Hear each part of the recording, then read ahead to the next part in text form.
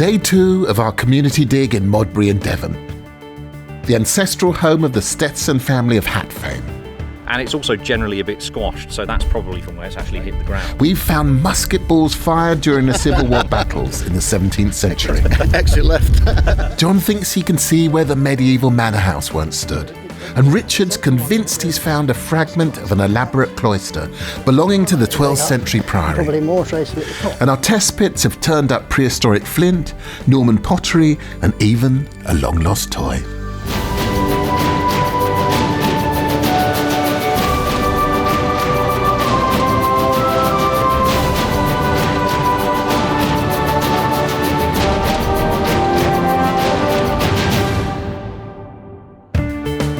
Danny's gathered the team together for the morning briefing. Okay, good morning everybody. How are you all doing, all right? Thank you for coming along. It's day 2, it's another lovely sunny day. We've got some new volunteers and we've got some volunteers from yesterday as well. Our investigations have opened up some unexpected avenues for us to explore. And there's quite a buzz around the town.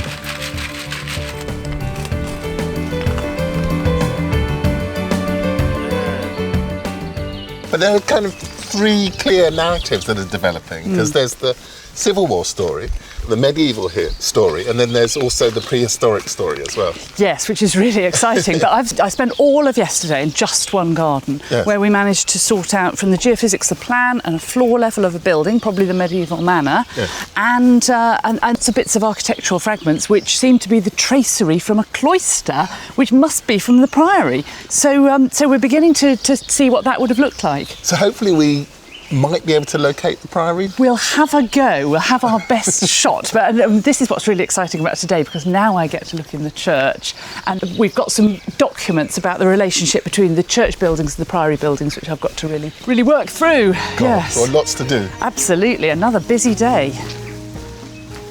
As well as the piece of cloistery found yesterday, Richard's found a chunk of masonry in the step of Palm Cross Greenhouse, which is very similar to the fireplace set into the pavement in Church Street.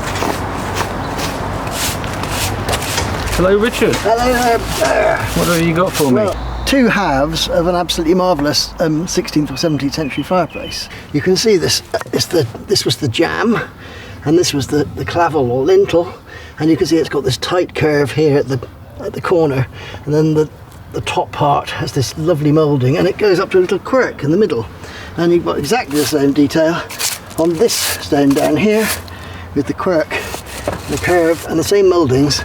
So this is from the same fireplace, and if you rotate this stone by 180 degrees and stick it onto the end here, you've got a complete one. So it strengthens the case that that fireplace was actually stolen from the Champollion house. Well, if you could just finish clearing it out for me, I'll take a picture of it. You cheeky brute. This is not far from where John thinks his geophys has picked up part of the manor house. But before we can investigate, we need permission to dig up Peter and Joe's brand new lawn. This is the strongest target we've got. We think there are buildings going across here. There's definitely something. We just need to establish what it is. Right, I think we'll start off then with a metre square test pit like we've been doing, and then hopefully we can extend out a bit from that, maybe another metre. But Peter, Joe, it's your garden, it's your lawn. Are you happy with that? Well, happy and excited, really. I mean, many hours of toil have gone into the lawn, but it just drops away when something as exciting as this comes along. Yeah. I think. Yep, Joe, it's right? got to be dug up. But, well, there's certainly something 80 centimetres down. Right. We need to establish what it is. Yes. Yeah. And we'll have to get on with it then, I think. It's up to you. Yeah, we're going to need the tarp, we're going to need the tools, we might get a cover over it. Gosh. Floodlights? Floodlights, possibly. You will not recognise this lawn this afternoon. Okay. And then we've got to get the JCB digger in. Yeah, Project Creep, I think we call this, but that's life. Permission granted, and we're underway. Well, I hope you've got it right.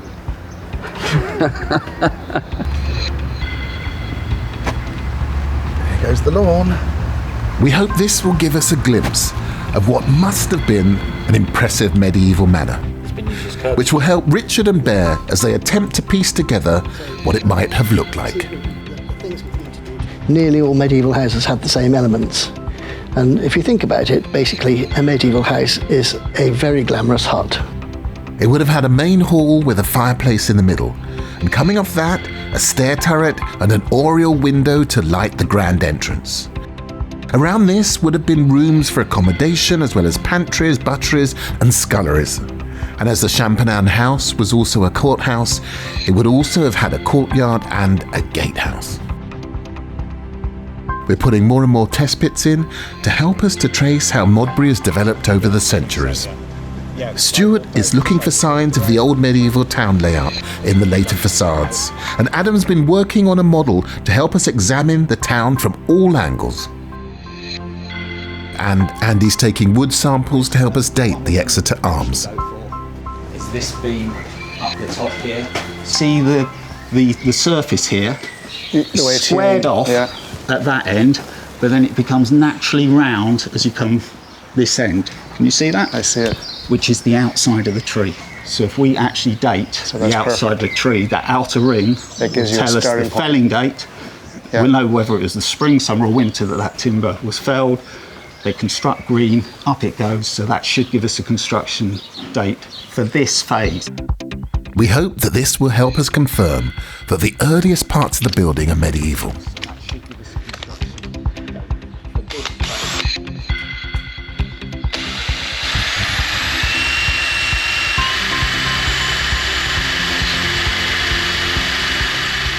And in the test pit in the pub garden, Ivan's hit something that could be part of a building. Oh, you've got something structural there. I'm rather confused at the moment because we've had a lot of modern stuff as well. So we've got bits of plasticky stuff here.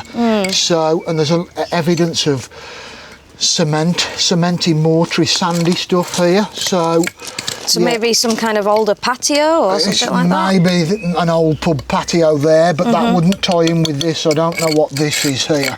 Yeah, that does look pretty substantial. It does. So we need to kind of clean that up and then kind of try and work out exactly what's going on. But is it a garden feature or something relating to an earlier medieval building? Stuart's pretty sure he spotted traces of the old medieval street layout.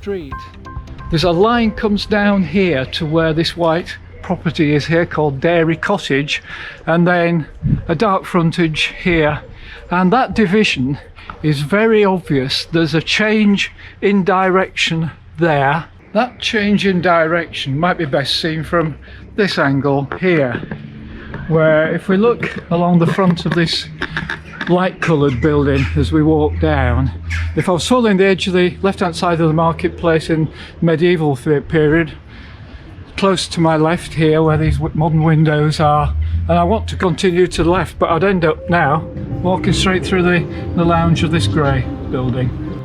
Yesterday, Carenza was surprised to find medieval roof tile in the school test pit. So John did some geophys to see if he could locate a building that it might have come from. I know it's quite a distance, but he scanned all this area with the radar, and at this one point here, got the results on the screen. Oh wow!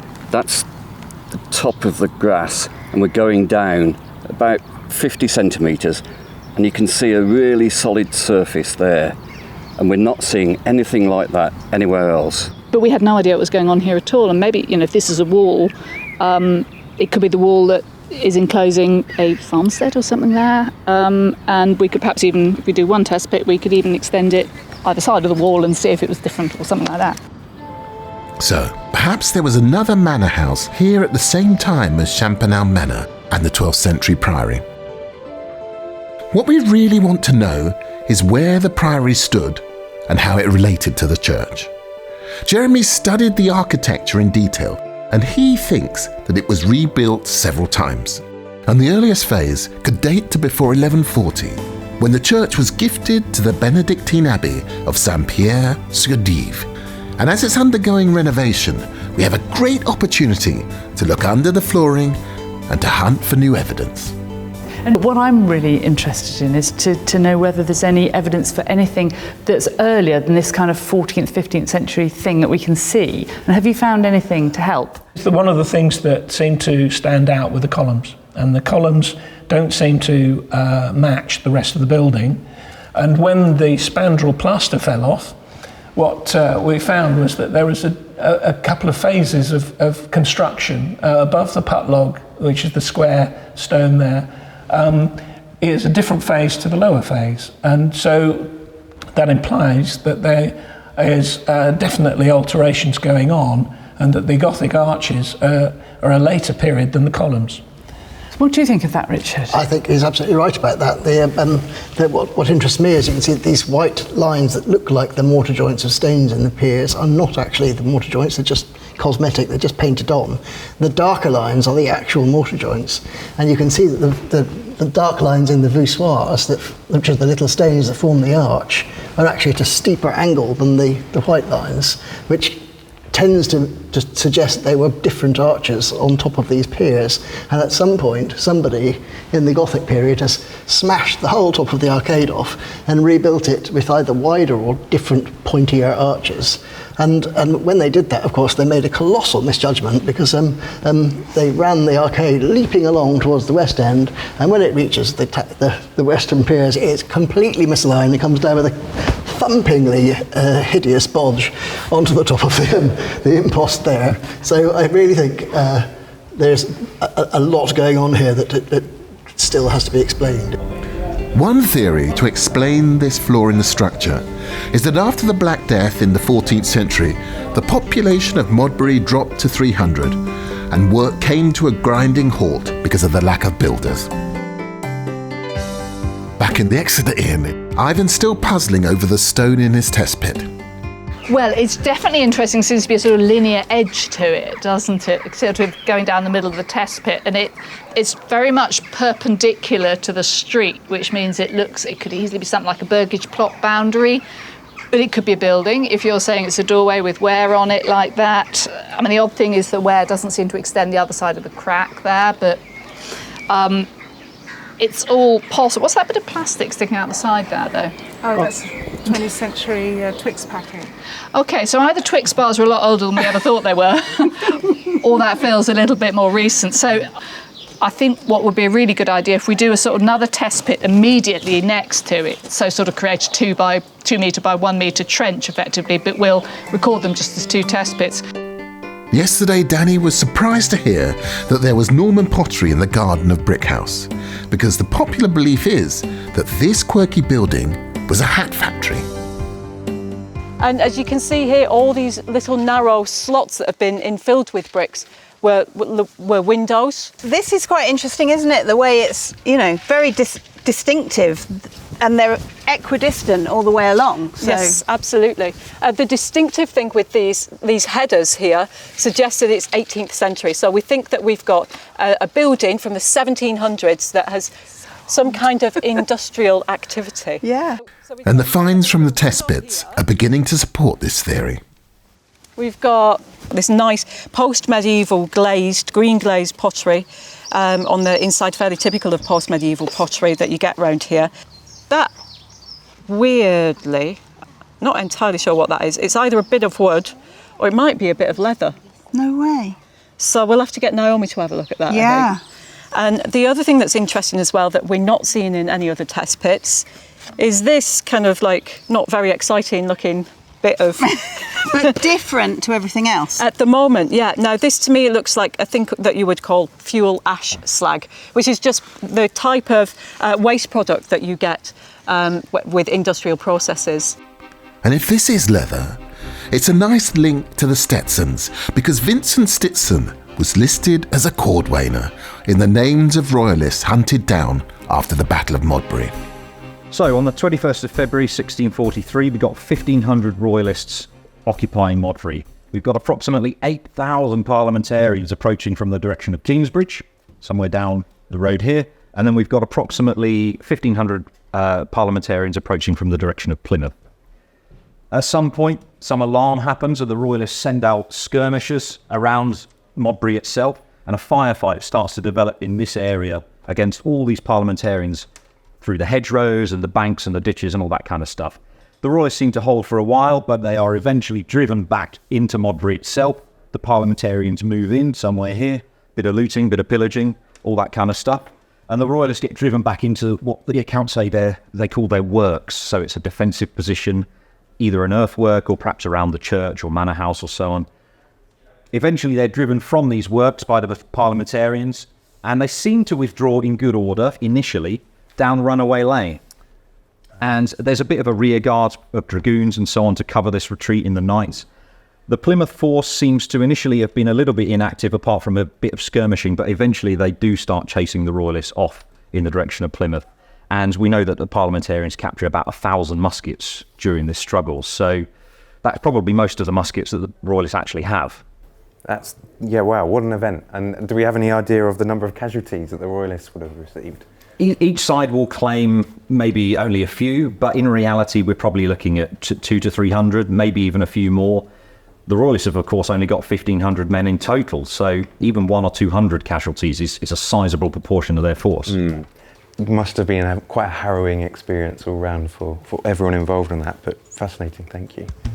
Cannonballs and musket balls have been found all over Modbury, and these would have been manufactured by the founder, who was one of a vast entourage of people servicing the needs of the army.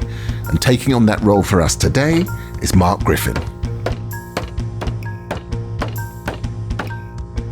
Your role in the 17th century, you'd have been critical to the success or failure of a military campaign. Pretty much. So I'm a small man with a very big job. But you would have been, I'm sure, valued, loved. Everyone would be kind of patting you on the shoulder. I think so, Griff. Yeah. Not so much if I've run out of stuff, but yes. I mean, every soldier could have a musket ball mould in his pack, and we could be sitting around the fire at night using whatever lead we've torn off of whatever poor soul's church or house or whatever. They don't have to be good, but they have to be good enough.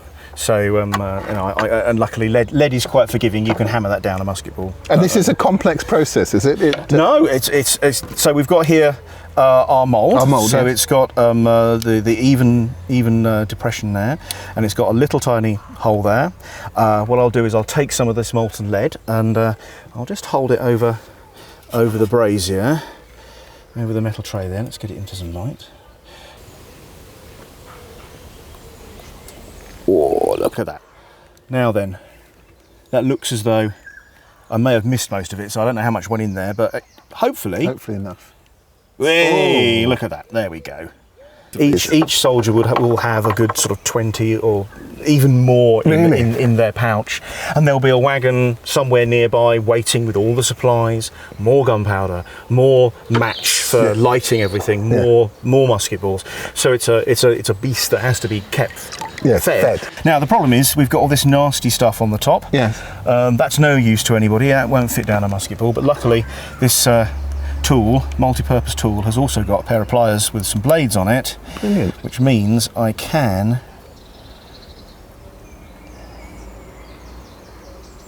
snip it off. There we go.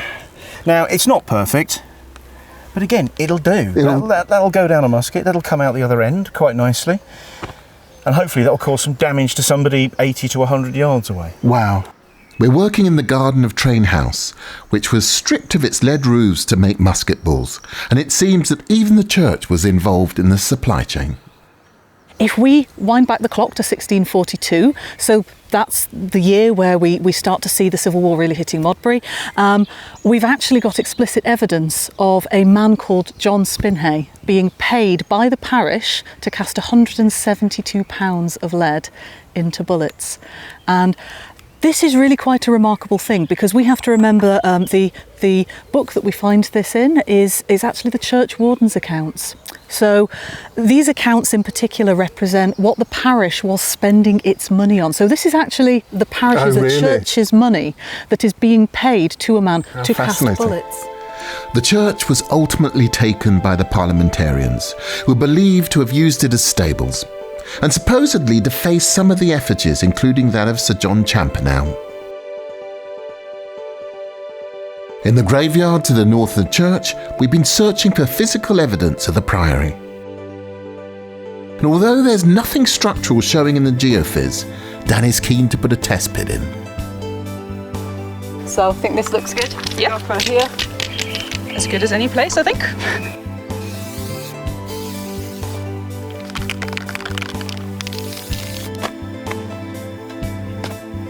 In 1316, patronage of the Priory was given to the Champenows as Lords of Modbury, and a licence to crenellate their manor house was granted in 1334. The building must have been impressive and has even been referred to as Modbury Castle, but despite this, it's proving difficult to find. How many layers down do you think you are? Well, we've got the topsoil there, which is about topsoil and turf, which is about 20 centimetres. Then we've got another 20 centimetres of kind of browny subsoil, had lots of bits of stone in it, and that's where we had all this medieval pottery and early medieval pottery right up to 18th century pottery all mixed up. Bits of bone, loads of stuff. And underneath that was another 20 centimetres of similar stuff, but no finds apart from that bit of tile. In one of Time Team's more memorable moments, Helen joins the local madrigal group to serenade the workers.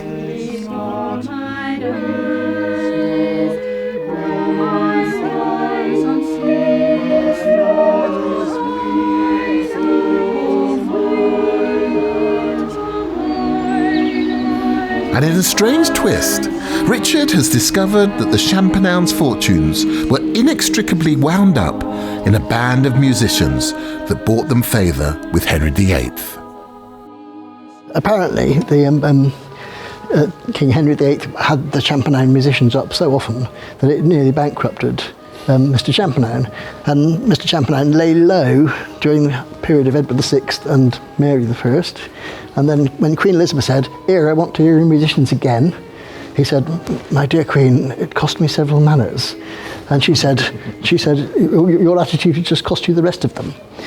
And that basically was the end of the Champenown fortune.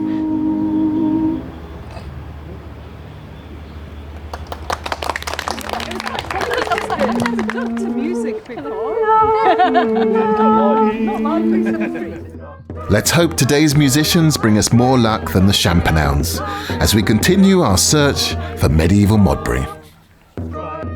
So why have you brought me here, Richard? I think this is probably the most perfect little medieval house in Modbury.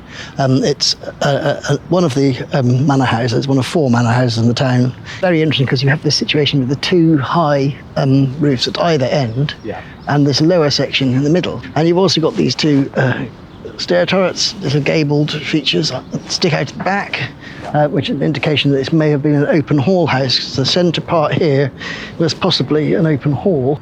It is a lovely little building. It's where Catherine Champenown, who was Walter Raleigh's mum, used to live, and I think it was serving as a dower house to a courthouse. So as ever, we're hoping the secrets are in the roof, in the timbers, yes, and we'll get a date. Hopefully, yes. Well, let's see if they're there, shall we? Let's do it. Come on, Richard. And for good measure, we're putting a test pit into the garden too. We're into the afternoon of day 2, and Corenza's heard that there are some good finds coming up where we found the toy soldier. And she's keen to take a look. Right, so we're now coming up Brownson Street to test pit 3. So guys, how are you getting on? Oh yeah. Wow, you've got it even deeper than you had it before lunch. So you had some fantastic finds there. Where are the finds? Are they still here? Yeah. The finds are over there, yeah. Ah, now what's this in here? We found a metal disc. I think it's a coin. Okay, all right.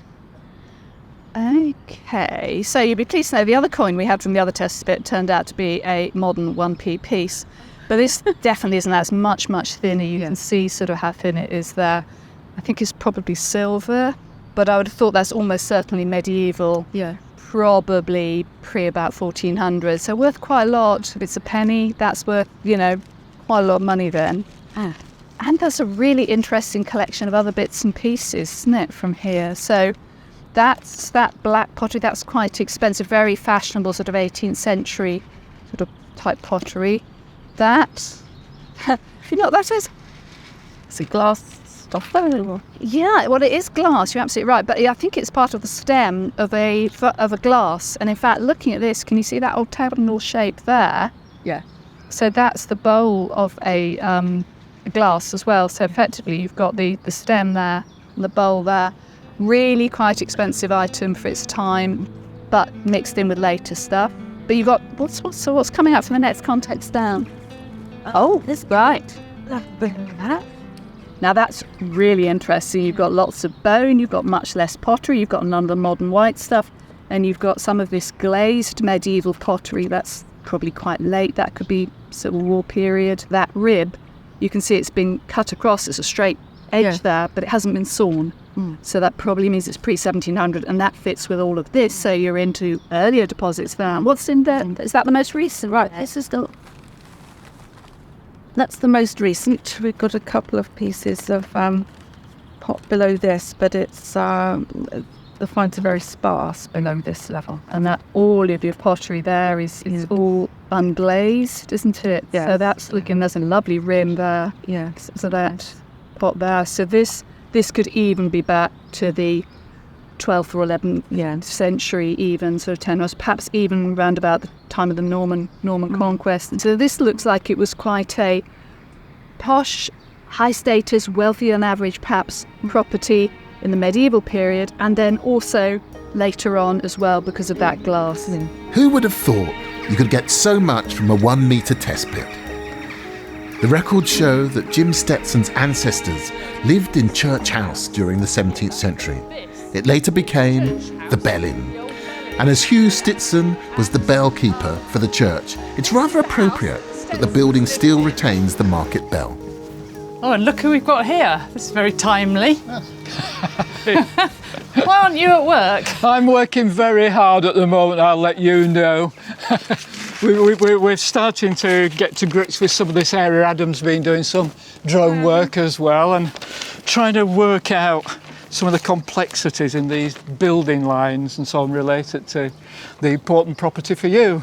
And just to show you where we are, this is the ginnel, the passageway. You just walked up the white strip there, and this is this row of buildings here.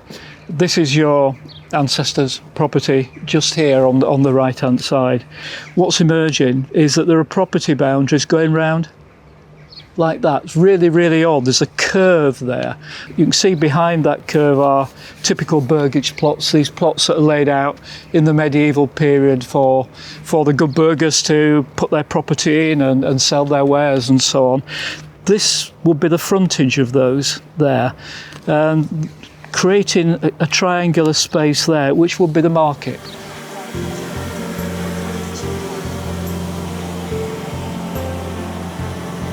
From Adam's drone, it's easy to see where the medieval marketplace must have stood.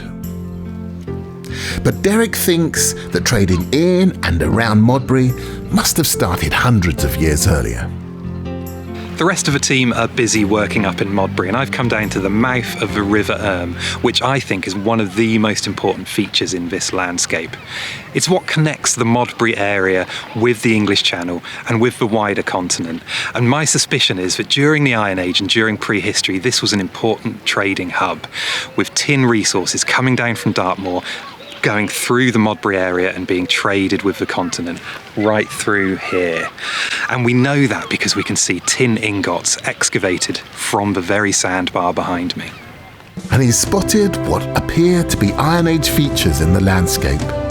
Back at Train House, I'm about to learn the art of making gunpowder. So here we have our 3 ingredients. There's only 3, but they're all crucial. So these together make gunpowder. So we have sulphur, this lovely yellow element there. We have charcoal, and that's willow charcoal, only the finest English willow charcoal will do.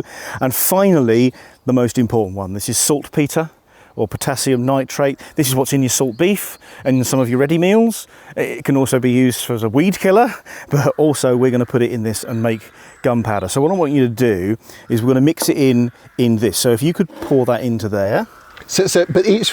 But these are incendiary, and I'm mixing them together. Yeah, so I'm going to stand back a bit while this is in the metal. Okay, I trust you. No, it's actually, all these things are completely inert. Okay. So just whack it all in. It's all going in? Yeah, all of it. I'm trusting you here, Griff. Yeah. The good thing is you're using bronze to mix it in, and you can't get sparks and things off of bronze. And what we're doing here is legal, is it? I'm not going to be sort of arrested. There was that Gus on television. not just making gunpowder, but showing everyone how to do it. We're making 100 grams, and we're doing it for sort of demonstration and education. Yeah. And what I'm not going to do is I'm not going to store it. I'm not going to keep it. As soon as we made this, we're going to get rid of it. Otherwise, I start turning myself into a gunpowder factory, and we don't want that. But you probably would advise kids don't do this at home. Don't try this at home, or anybody else's home, to be quite honest. You know, I did Bake Off.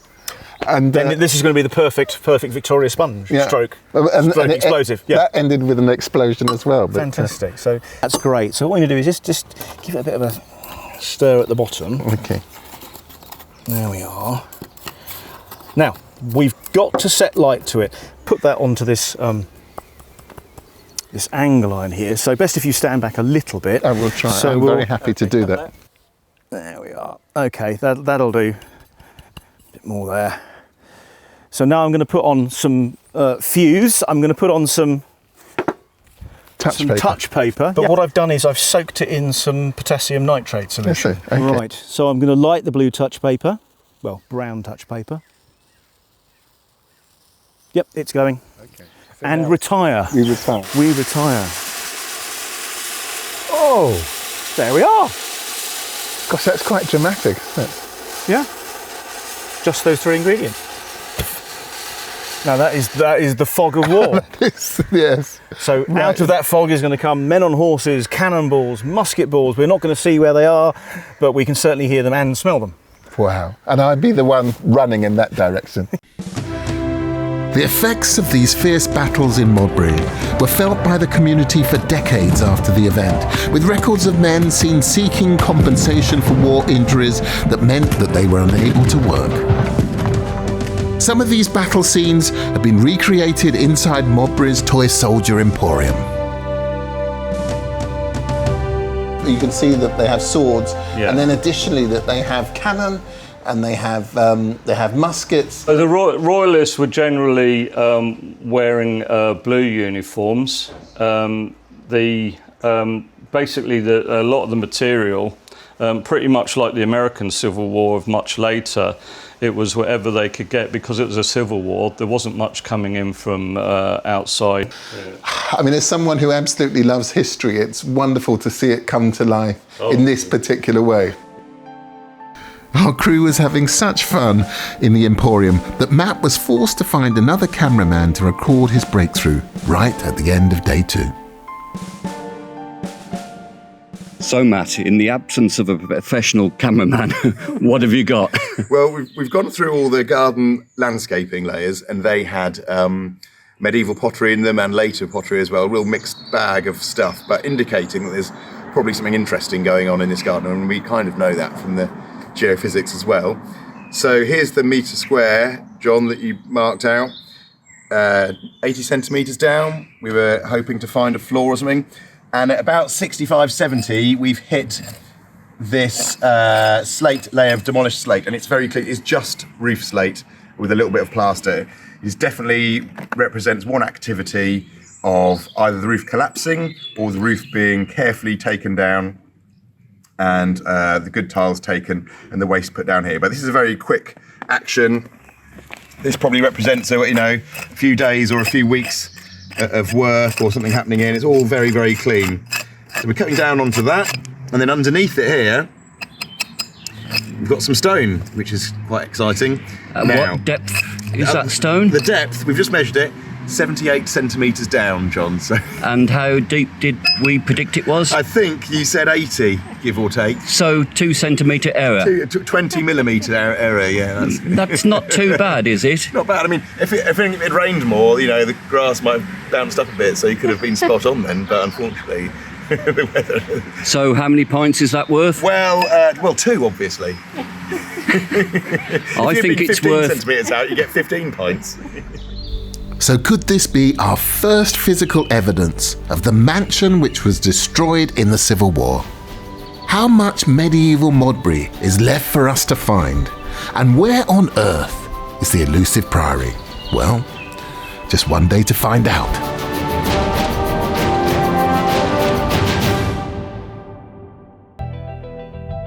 Join Time Team on Patreon to access exclusive 3D models, masterclasses, and behind-the-scenes insights.